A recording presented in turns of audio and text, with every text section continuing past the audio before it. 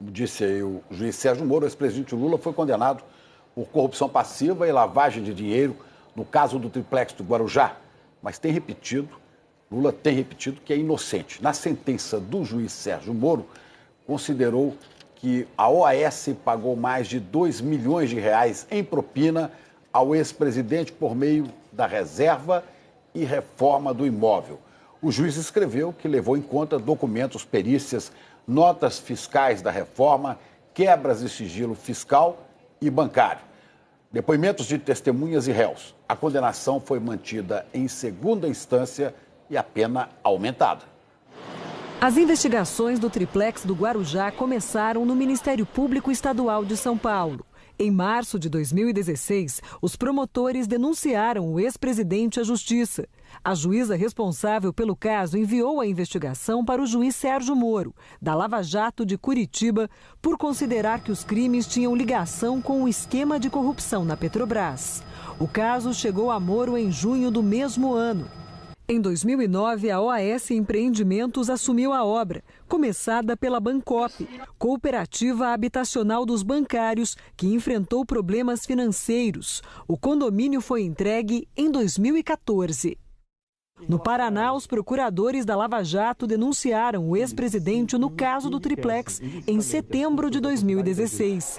Disseram que a OAS pagou propina a Lula por meio da reserva e reforma do triplex e que manteve o imóvel no nome da construtora para esconder a real propriedade. Segundo o Ministério Público Federal, o dinheiro veio de um caixa geral de propina, ligado a 3 contratos da OAS com a Petrobras. Durante o processo em Curitiba, o juiz Sérgio Moro ouviu 75 testemunhas de acusação e defesa. Lula foi o último dos 7 réus a ser interrogado.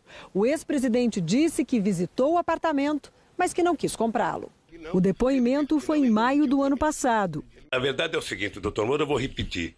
Eu não solicitei, não recebi, não paguei nenhum triplex. Lula foi condenado em julho do ano passado por Moro a uma pena de 9 anos e 6 meses de prisão pelos crimes de corrupção passiva e de lavagem de dinheiro. Na sentença, o juiz levou em conta documentos, perícias, notas fiscais da reforma, quebras de sigilo fiscal e bancário, depoimentos de testemunhas e réus. E considerou que não era necessário o triplex estar em nome de Lula, porque o crime era justamente ocultar a propriedade. Moro considerou na sentença que Lula recebeu, por meio do triplex, mais de 2 milhões de reais em propina.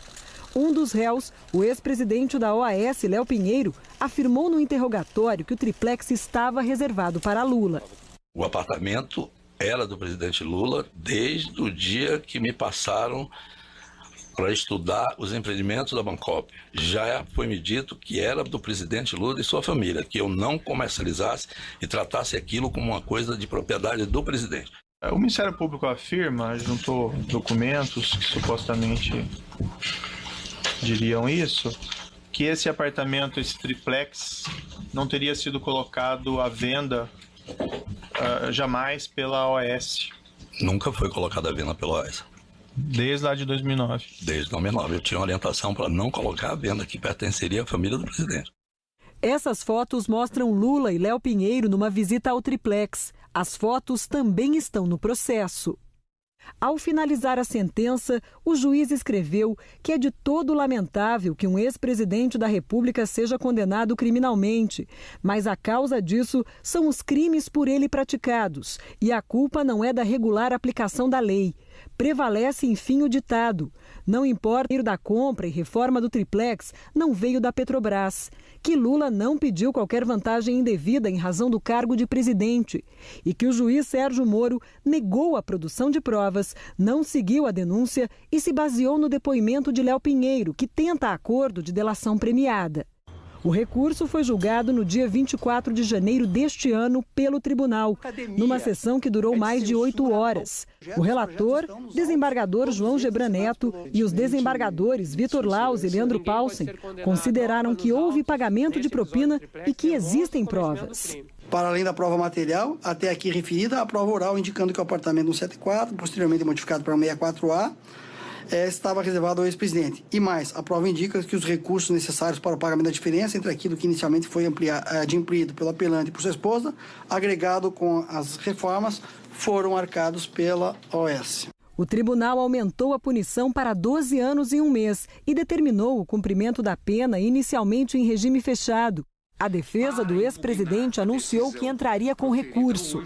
Porque é uma decisão, como eu já disse, que condenou uma pessoa que não praticou o crime. E nós acreditamos que esse resultado é o que vai prevalecer e que nenhuma medida restritiva será aplicada ao ex-presidente Lula. Um dos recursos foi apresentado ao próprio tribunal em Porto Alegre. A defesa também entrou com pedidos de habeas corpus preventivos nos tribunais superiores em Brasília. No dia 6 de março, os ministros do STJ negaram por 5-0 o pedido de habeas corpus preventivo. A defesa pretendia impedir a prisão de Lula após se esgotarem os recursos em segunda instância. A decisão no STJ foi unânime. No meu entendimento, não se vislumbra a existência de qualquer ilegalidade na determinação de que o paciente venha, porventura, iniciar o cumprimento provisório da pena após esgotamento dos recursos em segundo grau, no caso dos embargos de declaração. No dia 22 de março, foi a vez dos 11 ministros do Supremo avaliarem o pedido de habeas corpus preventivo. Numa sessão que durou 4 horas, os ministros decidiram primeiro que poderiam julgar o pedido. Depois, como o ministro Marco Aurélio Mello não podia continuar na sessão porque tinha um voo marcado para um compromisso no Rio, a discussão sobre o mérito do pedido de habeas corpus preventivo, ou seja, se Lula teria ou não o direito de aguardar em liberdade o julgamento de todos os recursos, acabou sendo adiada.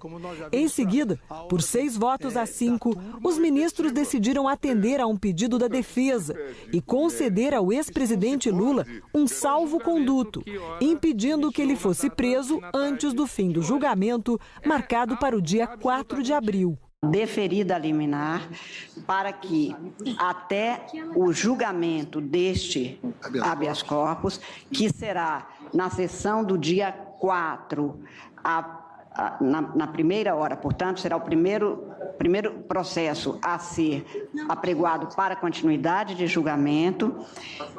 Até este dia, então, a garantia do paciente de ter a salvaguarda da sua locomoção. Sim. E que foi o pedido formulado. Será imediatamente expedido o ofício neste sentido. No dia 26 de março, os desembargadores do Tribunal Regional Federal da 4ª Região, em Porto Alegre, a segunda instância da Lava Jato, negaram por unanimidade os embargos de declaração pedidos pela defesa.